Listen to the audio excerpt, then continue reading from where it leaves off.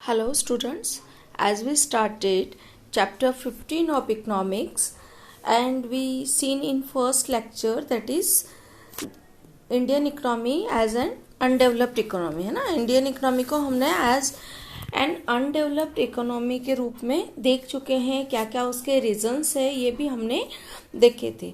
But Indian economy is improving, it is moving fast on the road of progress during the last few years है ना. हमने कल ही ये clear किया था कि इंडियन इकोनॉमी अनडेवलप्ड के रूप में स्टेबल नहीं है. It is on the road of progress, it is on the road of developing. So अब आज हम देखेंगे कि हम इंडियन इकोनॉमी को एक डेवलपिंग इकोनॉमी कैसे कह सकते हैं. Is that clear? So let's C developed economy कैसे कह सकते हैं. उसके पीछे कुछ फैक्टर्स हैं. वो क्या क्या फैक्टर्स हैं लेट्स सी. पहला है rapid growth in national and per capita income. As we seen yesterday हमने देखा था कि पर कैपिटा इनकम जो है इंडिया का बहुत कम है और बहुत कम होने की वजह से हमने इंडियन इकोनॉमी को एक अनडेवलप्ड इकोनॉमी कहा था. पर अगर हम कंपैरिजन करते हैं इंडिपेंडेंस से आज तक का, तो हमारे जो नेशनल इनकम का भी और पर कैपिटा इनकम का भी क्या हो रहा है, रैपिड ग्रोथ हो रहा है. तो उस अकॉर्डिंग हम कह सकते हैं कि इंडियन इकोनॉमी कैसी है, डेवलपिंग इकोनॉमी है. सेकंड जो मोड है जिसके कारण हम इंडियन इकोनॉमी को डेवलप्ड इकोनॉमी डेवलपिंग इकोनॉमी कह सकते हैं, that is change in economic structure. Economic structure में चेंज हो रहा है ना. हम थोड़ा सा कोरिलेट कर देते हैं कि अनडेवलप्ड इकोनॉमी कहते समय हमने कहा कि इकोनॉमिक स्ट्रक्चर में कुछ चेंज नहीं आ रहा है, क्योंकि जो इकोनॉमी है वो किस पर बेस्ड है, मैक्सिमम. इंडियन इकोनॉमी जो है वो एग्रीकल्चर पर मैक्सिमम बेस्ड थी और सर्विस सेक्टर का और प्रोडक्शन सेक्टर का, कमर्शियल सेक्टर का इतना इंक्रीमेंट नहीं था. बट अब जो चेंज हो रहा है इकोनॉमिक स्ट्रक्चर में, तो क्या क्या चेंज हो रहा है, रैपिड ग्रोइंग सर्विस सेक्टर. हमने कहा था कि कोई भी देश की इकोनॉमिक डेवलप है, इस चीज़ का प्रूफ क्या है कि वहाँ के इंडस्ट्रियल सेक्टर और प्रोडक्शन सेक्टर और सर्विस सेक्टर जो है वो रैपिडली डेवलप्ड होते हैं, तो वहाँ की इकोनॉमी भी इंक्रीज होती है. तो हम देख रहे हैं कि इंडिया में भी इन कंपैरिजन जो है सर्विस सेक्टर में क्या हो रहा है, ग्रोथ हो रहा है. Change in commercial sectors, commercial sector में भी चेंज हो रहे हैं. नेक्स्ट फैक्ट हम देख सकते हैं improvement in social economic infrastructure. Infrastructure हमने देखा था, एक इंफ्रास्ट्रक्चर क्या होता है, वो सारी चीज़ें जो देश के इकोनॉमी को डेवलप करने में हेल्प करती है. जैसे प्रोडक्टिविटी जिससे बढ़ती है, वो सारी चीज़ें जिसमें हमने रोड देखे थे, कम्युनिकेशंस देखे थे, है ना, ये सब इंफ्रास्ट्रक्चर में आता है. तो इसका भी improvement in comparison from independence to till now हो रहा है. तो इसी तरह से इन सारे फैक्टर्स के इम्प्रूवमेंट को, ग्रोथ को देखते हुए हम ये कह सकते हैं कि इंडियन इकोनॉमी कैसी है, अब डेवलपिंग इकोनॉमी है. ये on the path of progress, on the path of growth है. I hope that points are clear. और ये लास्ट वन हम अगर देखते हैं तो देयर आर अदर फैक्टर्स, कुछ अदर फैक्टर्स भी हैं और वो अदर फैक्टर्स भी हम पढ़ेंगे कि अदर फैक्टर में क्या क्या आते हैं. Okay, so let's proceed now. अब हमने ऊपर जो फैक्ट बोले, उन फैक्ट से रिगार्डिंग हम कह सकते हैं, उस फैक्ट से रिगार्डिंग हमें क्या क्या चीज़ें पढ़नी है ना. एज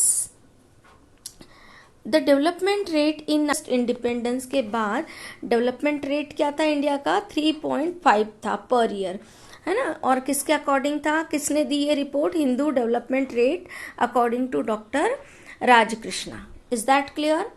पर अब अगर हम बात करें 1980 की, तो 1980 में जो डेवलपमेंट रेट है वो 3.5 से कहाँ पहुँच गया, 5% पर पहुँच गया.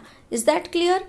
फिर हम 1980 के बाद एक 11 ईयर्स का लीप लेके, गैप लेके हम देखते हैं 1991 और 2011 की अगर हम बात करते हैं, तो इंडिया का इकोनॉमी जो है वो 6.8 पर पहुंच गया.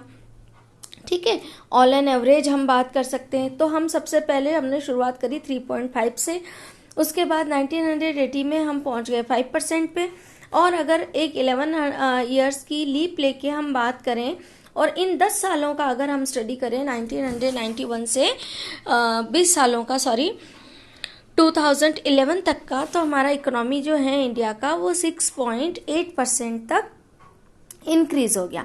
तो जिससे हम कह सकते हैं कि इंडिया की इकोनॉमी क्या कर रही है, फास्ट ग्रोथ भी कर रही है। ड्यूरिंग 11th 5 ईयर प्लान, है ना, हम इंडिपेंडेंस के बाद क्या कर रहे हैं, अपने इंडिया की क्या पॉलिसी होगी, क्या प्लानिंग होगी, फिनेंशियल कैसा प्लान हमारा होगा, इसके लिए हम 5 ईयर प्लान करते हैं। ठीक है, तो ऐसे 5 ईयर प्लान करते करते 11th 5 ईयर की हम बात करते हैं। जो 11th 5 ईयर प्लान का जो टेन्योर था, 11th 5 ईयर प्लान कब बना था, मतलब 11वीं पंचवार्षिक योजना, 11th 5 ईयर पंचवार्षिक योजना। ठीक है, 5 ईयर प्लान हो गया ये। तो इसका टेन्योर क्या था, 2007 से 2012 तक का था। The growth rate was 8%। ये हमने देखा था 2011 में 6.8 तक, ये और बढ़ के 11th 5 ईयर प्लान के समय 8% तक आ गया। आ रही बात समझ में, क्लियर हो रहा है? थोड़ा सा डाटा यहाँ पर ध्यान रखने वाला है, फैक्चुअल क्वेश्चन आने पर आपके डाटा क्लियर होने चाहिए। और अगर आप शॉर्ट क्वेश्चन भी लिख रहे हो बेटा, तो शॉर्ट क्वेश्चन में भी अगर आप केवल ऐसे टाइप में लिखते हो, केवल विवरणात्मक डिस्क्रिप्शन लिखते हो, इंस्टेड ऑफ दैट अगर हम फैक्चुअल उसमें डाटा के साथ इंक्लूड करें तो हमारा आंसर थोड़ा इफेक्टिव होता है। क्लियर? तो 11th 5 ईयर प्लान में इंडिया की इकोनॉमी रेट ग्रोथ रेट अगर पूछें तो क्या है वो 8% है। The measurement of economic development is based on growth in पर कैपिटा इनकम। सिंपल सी बात है कि अब जो इकोनॉमिक डेवलपमेंट है इंडिया का वो किस पर कैसे हम उसको मेज़र करते हैं, तो जैसे जैसे पर कैपिटा इनकम हमारी बढ़ती है वैसे वैसे ही हमारा इकोनॉमिक डेवलपमेंट बढ़ता है। क्लियर? तो it increase during 1951 to 1991 at the average rate of 1.6 per year. हर साल हमारा जो पर कैपिटा इनकम है 1951 से 1991, इस टेन्योर की अगर हम बात करें, इस 40 ईयर की अगर हम बात करें, तो यहाँ पर ग्रोथ रेट क्या था पर कैपिटा इनकम का 1.6%। ठीक है, 1991 से आफ्टर 1991 मतलब 1991 के बाद की हम अगर बात करें तो पर कैपिटा इनकम का ग्रोथ रेट क्या हो गया, ये हो गया 5%। ठीक है, देखिए यहाँ पर 1951 से 1991 है ना, 40 ईयर की बात हो गई, ये 50 से लेकर 90 तक, 50 से लेकर 90 तक। ठीक है, ये 40 ईयर की बात में जो हमारा ग्रोथ रेट था वो था 1.6 पर ईयर। ठीक है, उसके बाद 1991 के बाद आफ्टर, है ना, ये कितना हो गया, 5% हो गया। ये माइनस नहीं है, ध्यान रखिएगा, ये केवल एक हाइपन बनाया हुआ है, आप बिल्कुल कंफ्यूज नहीं होना है। अगर आपने नोट्स लिख लिए हैं तो एक बार वापस देख लेना। सम टाइम इट हैपन्स कि ऐसा लगे कि -5% लिखा। -5% का मतलब तो क्या हुआ कि हमने ग्रोथ करने की जगह, इंक्रीमेंट की जगह हमें क्या मिल गया, डिक्रीमेंट मिल गया है। तो बिल्कुल क्लियरली ध्यान रखना, this is hyphen, this is not -5%, it is quite 5%, एक शो करने के लिए इंडिकेशन मार्क है ये, है। In the year of 2015-16 per capita income was 6.2 recorded। 15-16 की अगर हम बात करें 2015-16 की, तो पर कैपिटा इनकम जो है वो कितना रिकॉर्ड हुआ है, 6.2 इसका इंक्रीमेंट रिकॉर्ड हुआ है, मतलब ये बढ़ा है यहाँ तक। The share of agriculture in national income in 1950-51 was more than 50%, है ना। हमने कल देखा था एक्सेसिव डिपेंडेंस ऑन एग्रीकल्चर। उस समय हमने बताया था कि एग्रीकल्चर पर डिपेंडेंसी कम होती है और इंडस्ट्रियल और सर्विस सेक्टर पर डिपेंडेंसी बढ़ती है, और यही मेजरमेंट होता है कि किसी देश की इकोनॉमिकली ग्रोथ हो रही है। क्लियर? तो यहाँ अगर हम डेटा देखते हैं तो एग्रीकल्चर का शेयर नेशनल इनकम में 1950-51 में था मोर देन 50%। और ये कम होके 2015-16 में आ गया है 50. Is that clear? A huge increase in the contribution of industry, मतलब secondary sector, industrial sector secondary sector में आता है. जब हम 3 सेक्टर देखते हैं तो उसके अंदर फर्स्ट सेक्टर, प्राइमरी सेक्टर कौन सा होता है? Agriculture based. सेकेंडरी सेक्टर होता है इंडस्ट्री, और टर्शरी सेक्टर होता है अपना सर्विस सेक्टर. तो 2015-16 में एग्रीकल्चर जो है कम डाउन कहाँ तक आ गया? 15% तक. और अगर हम सेकेंडरी सेक्टर इंडस्ट्री की बात करें तो ये कितना हो गया है? नेशनल इनकम में इसका कंट्रीब्यूशन मोर देन 1/4 हो गया है. Contribution of service sector in national income is increased at present about 60%. और जो टर्शरी सेक्टर है थर्ड वाला, वो कितना हो गया है? 60% हो गया है. The contribution of primary sector is decreasing and increasing in secondary and more than tertiary sector in the structure of economy represents the developing form of Indian economy. और यही इस चीज़ का प्रूफ है कि एग्रीकल्चर जो है, एग्रीकल्चर का contribution जो है वो क्या होते जा रहा है? कम होते जा रहा है. और धीरे धीरे सेकेंडरी और टर्शरी सेक्टर का कंट्रीब्यूशन जो है वो बढ़ रहा है. और इसी बेस पर हम ये कह सकते हैं कि इंडियन इकोनॉमी कैसी है? डेवलपिंग फॉर्म में है. तो दोनों बातें प्रूव करने के लिए कह सकते हैं. अगर आपके एग्जाम में क्वेश्चन आता है कि Indian economy is an undeveloped economy, तो इस चीज़ को आपको प्रूव करना है. तो हमने जो लास्ट लेक्चर में हमने पढ़ा कि इंडियन इकोनॉमी को हम अनडेवलप्ड इकोनॉमी कैसे कह सकते हैं, उन चीज़ों को आपको बताना है. और अगर हमें ये प्रूव करना है कि Indian economy as an developing, मतलब प्रोग्रेस कर रही है, विकसनशील अर्थव्यवस्था है भारत की, ये अगर हमें प्रूव करना है तो हमने जो अभी फैक्टर्स पढ़े हैं इन फैक्टर्स को आपको क्लियर करना है. Is that clear? क्लियर हो गया ये पॉइंट आपका? Let's proceed now. Let's see. Working force employed in agriculture and allied sector in 1951, that is 72%. हमारे पास जो टोटल ह्यूमन रिसोर्सेज हैं उनमें से अगर हम बात करते हैं कि टोटल जो एम्प्लॉयड कितने थे एग्रीकल्चर में, तो एग्रीकल्चर में 1951 के समय, मतलब जस्ट इंडिपेंडेंस के बाद जो है वो 72% जो लोग थे वो एग्रीकल्चर के अंदर एम्प्लॉयड थे. At present less than 50% and more than 50% population employed in industry and service sector. तो हमारा जो डिपेंडेंस है एग्रीकल्चर पर वो डिक्रीज हुआ है ना, और इंडस्ट्री और सर्विस सेक्टर का डिपेंडेंस जो है वो इंक्रीज हुआ है. और हम बार बार ये देख रहे हैं कि जिस कंट्री की इकोनॉमी में एग्रीकल्चर का डिपेंडेंस खत्म होता है, सर्विस सेक्टर का डिपेंडेंस बढ़ता है, और इंडस्ट्रियल सेक्टर मतलब सेकेंडरी सेक्टर का डिपेंडेंस बढ़ता है, वो इकोनॉमी, उस कंट्री की इकोनॉमी जो है डेवलपिंग इकोनॉमी कहलाती है.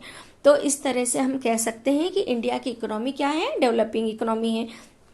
अब कुछ टर्म्स हैं, उन टर्म्स को हम देखते हैं. पहले देखते हैं फिस्कल.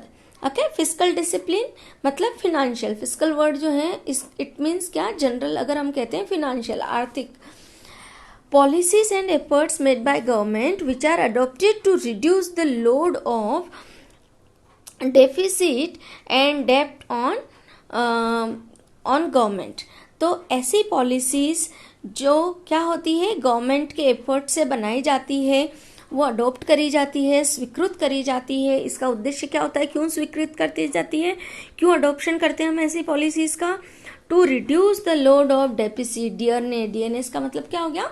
महंगाई को कम करने के लिए और गवर्नमेंट के कर्ज को कम करने के लिए जो अडॉप्ट करी जाती है उन्हें हम कहते हैं fiscal discipline. Is that clear? Next, economic reforms किसे कहते हैं ना? इकोनॉमिक रिफॉर्म जो है मतलब आर्थिक सुधारणा जिसे हम कह सकते हैं. तो इंडिया ने एक policy of plan development and mixed economy को अडॉप्ट किया है. India adopted policy of plan development and mixed economy. अगर हम ये कहें कि किस तरह की इकोनॉमी इंडिया में अडॉप्टेड है, तो plan development and mixed economy India में अडॉप्टेड है। Economic reforms were implemented through process of LPG. LPG से जल्दी याद हो जाएगा आपको, what does mean by LPG? LPG means liberalisation, privatisation and globalisation. This is LPG. ठीक है, आर्थिक सुधारणा करने के लिए हमने इस पॉलिसी को अडॉप्ट किया है। कौन सी पॉलिसी को? एलपीजी पॉलिसी को। एलपीजी फोर, एल फोर होता है लिबरलाइजेशन, पी फोर होता है प्राइवेटाइजेशन और जी फोर होता है globalisation. So let's see what are liberalisation, what is liberalisation, privatisation and globalisation. मैं फिर से रिपीट कर देती हूँ आपको एक चीज़ कि हमने जो भी डिटेल हैं वो डिटेल नोट्स में उतने ही इंक्लूड करे हैं जितना एग्ज़ाम दृष्टिकोण से इम्पोर्टेंट है। Is that clear? जितना आपको आंसर में लिखने के लिए इम्पोर्टेंट है उतना मैंने नोट्स में इंक्लूड किया है। अब कंप्लीट चैप्टर पढ़ना ये आपकी रेस्पॉन्सिबिलिटी है। गो थ्रू चैप्टर को हम स्किप नहीं कर सकते बेटा, स्टडी का कोई शॉर्टकट नहीं होता है। नोट्स हम थोड़ा सा कोशिश करते हैं कि जो मोर इम्पोर्टेंट है, पूरी टेक्स्ट बुक इम्पोर्टेंट होती है बट देन एंड देन थोड़ा सा एक्स्ट्रा इम्पोर्टेंट जो होता है वो हम नोट्स में इंक्लूड करते हैं, बट चैप्टर के थ्रू तो आपको जाना ही है। So let's see liberalisation, the process of eliminating unnecessary controls and restrictions bringing the government in the role of service provider। देखिए लिबरल का अर्थ ही क्या होता है? लिबरल का अर्थ होता है थोड़ा सा स्वतंत्र कह सकते हैं, वैसे तो स्वायत्त कहते हैं एग्जैक्टली हिंदी में, आपको जनरली समझने के लिए मैंने स्वतंत्र शब्द यूज़ किया है। Is that clear? जिसकी हिंदी बहुत अच्छी हो तो वो ये नहीं सोचें कि मैंने हिंदी का मीनिंग ही गलत बता रही हूँ ना। तो लिबरलाइजेशन का मतलब हम स्वायत्त कह सकते हैं, थोड़ा सा स्वतंत्र। लिबरल हम कहते हैं ना कि वो थोड़ा लिबरल है। लिबरल है मतलब थोड़ी ब्रॉड विचारधारा है, थोड़ा बाउंडेशन कम है, थोड़ा कंट्रोलिंग कम है। तो बस यही है लिबरलाइजेशन जो हमने अडॉप्ट किया। तो लिबरलाइजेशन पॉलिसी के थ्रू हम क्या कर रहे हैं? लिबरलाइजेशन पॉलिसी के थ्रू हम एलिमिनेट कर रहे हैं, रिमूव कर रहे हैं। क्या रिमूव कर रहे हैं? unnecessary control and restrictions and bringing the government in the role of service provider। जो गवर्नमेंट को सर्विस प्रोवाइडर के रूप में ला रहे हैं, और जो अननेसेसरी कंट्रोल होता है, ये चीज़ ऐसे, ये चीज़ वैसे, है ना, जो बहुत ज़्यादा कॉम्प्लिकेटेड जो हम टर्म्स कह सकते हैं, गवर्नमेंट की पॉलिसीज जो हैं वो बहुत कॉम्प्लिकेटेड होती है। तो उस कॉम्प्लिकेटेड पॉलिसीज़ को हम थोड़ी सी लिबरल कर रहे हैं, थोड़ी इजी कर रहे हैं, ताकि लोग इजीली अट्रैक्ट हो किसी भी पॉलिसी को लेके, and that is include in liberalisation. Second, हम प्राइवेटाइजेशन से आप बहुत अच्छे से जो है रूबरू होंगे। ऑलमोस्ट सारी चीज़ों का क्या हो रहा है आजकल? प्राइवेटाइजेशन हो रहा है। तो the policies which increase the importance to private sector and limit the interference of the government। जहाँ गवर्नमेंट अपना इंटरफेरेंस, अपना हस्तक्षेप जो है वो हटा रही है और इंस्टेड ऑफ दैट क्या कर रही है? प्राइवेट सेक्टर्स, है ना, प्राइवेट सेक्टर्स के हाथों में सत्ता अधिक तरह से सौंप रही है, कंट्रोल ज़्यादा सौंप रही है, तो उसको हम कहते हैं privatisation. Is that clear? And now let's come to globalisation. Globalisation क्या है? देखिए ग्लोब में क्या इंक्लूड होता है? Whole world. ग्लोब में क्या इंक्लूड होता है? Whole world, complete world, entire world, है ना। तो पूरे वर्ल्ड को इम्पोर्टेंस देने का अर्थ ही क्या हो गया? कोई भी चीज़ को ग्लोबलाइजेशन करना हो गया। The process of unifying domestic economy and world economy. Domestic economy को मतलब अपने देश की इकोनॉमी को वर्ल्ड की इकोनॉमी में यूनिफाई करना, मिक्स करना, उसका एकीकरण करना, इसी को हम ग्लोबलाइजेशन कहते हैं। क्लियर? एंड और हम क्या कर रहे हैं? इस एलपीजी के अलावा जो हमने इकोनॉमिक रिफॉर्म के लिए जो धारणा अपनाई है उसमें सबसे इम्पोर्टेंट है कंसेप्ट ऑफ स्वदेशी। अगर अभी आपने लॉकडाउन के थ्रू लास्ट जो संबोधन है मोदी जी का सुना होगा, तो उन्होंने एक बहुत छोटा सा एक स्टेटमेंट दिया है। क्या दिया है? Be vocal for the local, है ना, याद आया, कुछ देखा है, अच्छी होती है, चीज़ें देखनी चाहिए। अभी जो है ऑल ओवर वर्ल्ड जो है हमारे कोरोना के महामारी से जूझ रहा है, और वहाँ मोदी जी ने हमें एक संदेश दिया है, be vocal for the local, अर्थात लोकल चीज़ें अपनाओ इम्पोर्टेड की जगह। और यही कंसेप्ट जो है स्वदेशी कंसेप्ट से ऑलमोस्ट मैच करता है। ठीक है, lays emphasis on adopting goods produced by Indian companies and boycotting the goods made by foreign company as well as imported items. Imported item को बायकॉट करना है, और जो फॉरेन कंपनीज के द्वारा गुड्स बनाया हुआ है, प्रोडक्शन किया हुआ है, उसको भी बॉयकॉट करना है, और हमें इंडियन कंपनीज को अडॉप्ट करना है। इससे क्या होगा, इससे देश का पैसा देश में रहेगा, है ना, बाहर नहीं जाएगा। और ये जो स्वदेशी कंसेप्ट है ये हमारे अर्थव्यवस्था को मजबूत करने के लिए, रैपिड उसकी ग्रोथ करने के लिए बहुत इम्पोर्टेंट है। और अभी तो बहुत ज़्यादा है, क्योंकि जो जितना आत्मनिर्भर है, जो देश जितना आत्मनिर्भर है, उतना ही उसकी जो सिचुएशन है वो थोड़ा कंट्रोल में रहेगी। ठीक है, तो हम देखते हैं मेरिट्स क्या है, इसके बेनिफिट्स क्या है। Merits, it means you know that very well. Benefits होते हैं स्वदेशी कंसेप्ट के, क्या बेनिफिट है। पहला, various social and economic benefits होंगे हमें।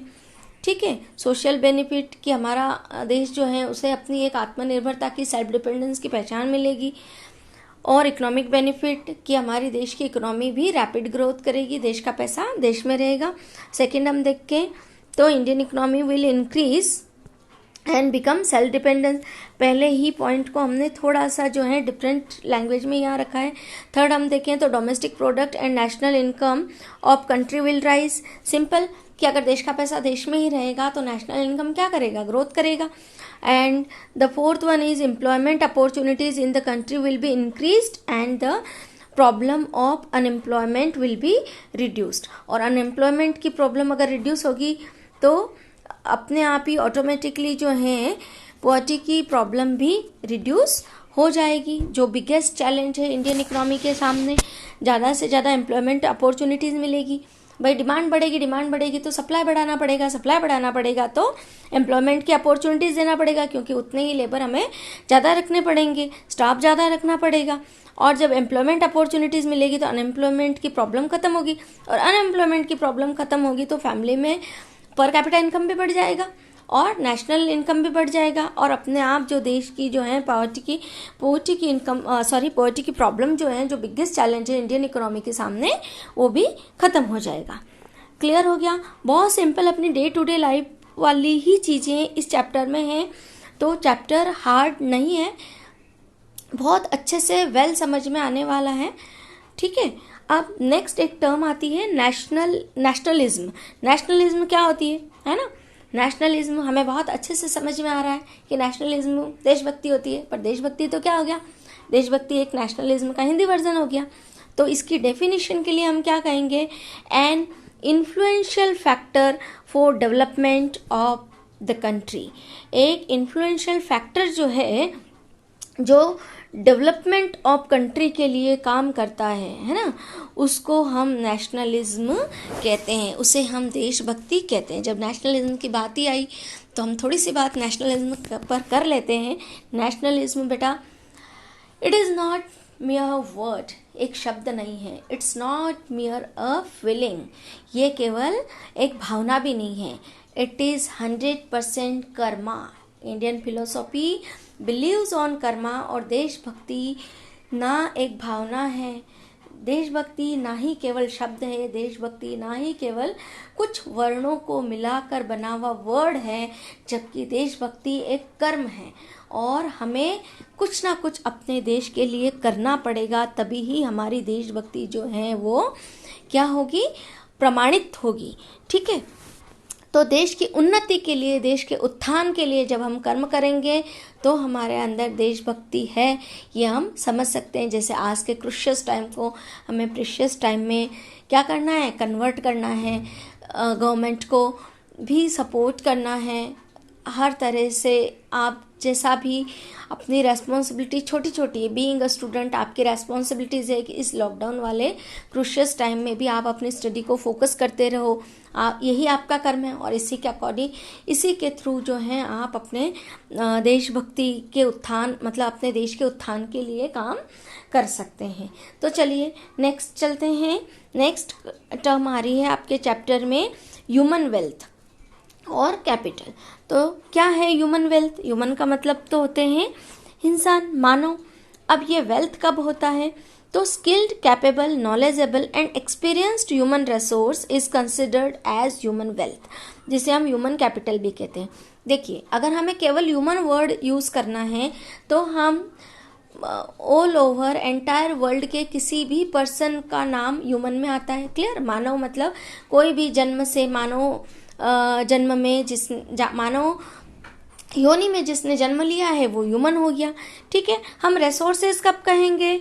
रिसोर्सेज हम तब कहेंगे जब इसका प्रोडक्शन में कुछ ना कुछ कंट्रीब्यूशन हो, तो ये हमारे लिए संसाधन बन गया, रिसोर्स बन गया। और इसे हम वेल्थ या कैपिटल कब कहेंगे? जब इसका रिसोर्स जो है वो और स्किल्ड हो गया, है ना, और कैपेबल हो गया और नॉलेजेबल हो गया। नॉलेज कभी खत्म न होने वाली टर्म है। जितना हम ले सकते हैं, जितना हम ग्रहण कर सकते हैं, इनकी सीढ़ियाँ कभी ख़त्म नहीं होती है, चढ़ते जाएं चढ़ते जाएं चढ़ते जाएं। तो जब हम नॉलेजेबल होते हैं, उसी प्रकार से एक्सपीरियंस्ड होते हैं, तो ह्यूमन बीइंग में जब ये सारी क्वालिटीज़ हो जाती है तो ह्यूमन बीइंग को क्या नाम दे दिया जाएगा? ह्यूमन वेल्थ या ह्यूमन कैपिटल नाम दे दिया जाएगा। क्योंकि कैपिटल क्या करती है? कैपिटल हमारे पास जो वेल्थ है उस वेल्थ को इंक्रीज करने में काम आती है। और ह्यूमन रिसोर्स भी ह्यूमन वेल्थ कब बनेगा? जब देश के डेवलपमेंट में, प्रोडक्टिविटी में कंट्रीब्यूशन अपना देगा तब। Clear? Government of India launched National Skill Development Mission on 15 July 2015। Indian government ने जो है नेशनल स्किल डेवलपमेंट मिशन, है ना, ISDM, क्लियर, लॉन्च किया है। कब किया है? 15 जुलाई 2015 को लॉन्च किया है। हेड ऑफ द मिशन कौन है? हेड ऑफ द मिशन है our honourable prime minister mister Narendra Damodar Das Modi. Is that clear? Objective क्या है, लक्ष्य क्या है, गोल क्या है, एम क्या है इस मिशन का? तो इस मिशन का एम है to achieve the target of skilled India. India कैसा हो? हमारा स्किल्ड हो। और अगर इंडिया स्किल्ड होगी, आज का यूथ अगर स्किल्ड होगा, तो भी अनएम्प्लॉयमेंट वाली जो प्रॉब्लम है वो अपने आप ही कम होगी। Is that clear? By providing training in various skill, अलग अलग स्किल्स को लेकर, अलग अलग कौशल को लेकर बहुत सारी ट्रेनिंग्स इंडिया में दी जाएगी। और इस तरह से इंडिया के अंदर जो ह्यूमन है वो रिसोर्स और रिसोर्स के बाद ह्यूमन वेल्थ के रूप में काम आ सके, इसलिए हमें इंडिया को स्किल्ड बनाना है, एक कुशल इंडिया बनाना है, कुशल भारत का हमें निर्माण करना है। यही इसका उद्देश्य है इस मिशन का। ठीक है। प्रधानमंत्री Kaushal Vikas Yojana, that is PMKVY is helping people to make their lives prosperous. और इसी तरह से ये जो योजना है ये हमें अपने जीवन को प्रॉस्परस, समृद्ध करने के लिए हेल्पफुल है। ठीक है। नेक्स्ट एक टर्म आ रही है अपने चैप्टर में जिसको हम कह रहे हैं डिसइन्वेस्टमेंट, है ना। अब डायरेक्ट आपको क्वेश्चन आ जाता है, डिफाइन डिसइन्वेस्टमेंट। डिसइन्वेस्टमेंट क्या है? Is that clear? आपको आ सकता है जस्टिफाई डिसइन्वेस्टमेंट, जस्टिफाई करो डिसइन्वेस्टमेंट क्या है। Is that clear? So let's see. A measure of privatization in which the government reduces its share in the public sector. It is the act of liquidating properties. We can define it simply that disinvestment means selling of state share partially or entire. ठीक है। जहाँ हम a measure of privatization, हम जहाँ privatisation में government जो है अपना शेयर रिड्यूस कर रही है, गवर्नमेंट की जो भागीदारी है वो कम करे जा रही है पब्लिक सेक्टर्स में। क्लियर? दूसरा जो है वो अपने शेयर जो हैं वो पार्शली अर्थात अपनी भागीदारी थोड़ी कम या पूरी तरह से पूरे की पूरी कंपनी जो है वो प्राइवेटाइजेशन में सेल करते जा रही है। इसी को हम डिसइन्वेस्टमेंट कह रहे हैं ना। जैसे अभी BSNL का हुआ है ना, और एयर इंडिया का भी हमने सुना है कि एयर इंडिया भी प्राइवेटाइजेशन हो गया उसका। क्लियर। हमने सुना है कि स्कूल्स का भी प्राइवेटाइजेशन हो जाएगा कंप्लीटली। ये सब उसके एग्जाम्पल हो गए। तो अब हम देखते हैं ग्लोबलाइजेशन के बेनिफिट्स क्या हैं। The allocation of resources has improved and functional. Second one, production cost decline हो जाएगी, क्वालिटी इम्प्रूव हो जाएगी। Third one, international trade increase होगा। And the fourth one, the world came close. World जो है वो और छोटा बन गया, क्लोज हो गया है। क्लोज होना मतलब एक दूसरे के समीप आना, पास आना हो गया यहाँ पर। The different dimension of globalisation. Globalisation के क्या डिफरेंट डायमेंशंस है? तो free flow of goods and services among different nation. सारे नेशंस में सर्विसेज और सामान का बहुत अच्छे से फ्री फ्लो होगा। उसके बाद interchange sharing of technology and knowledge. सारा वर्ल्ड एक दूसरे की टेक्नोलॉजी और नॉलेज को शेयर कर सकेगा और एक दूसरे की समस्याओं का निवारण का कार्य करेगा। Flow of capital and the world came close. These are the different dimensions of globalisation. Clear. तो यहाँ जो है हमारा ये चैप्टर कंप्लीट होता है। Thank you very much.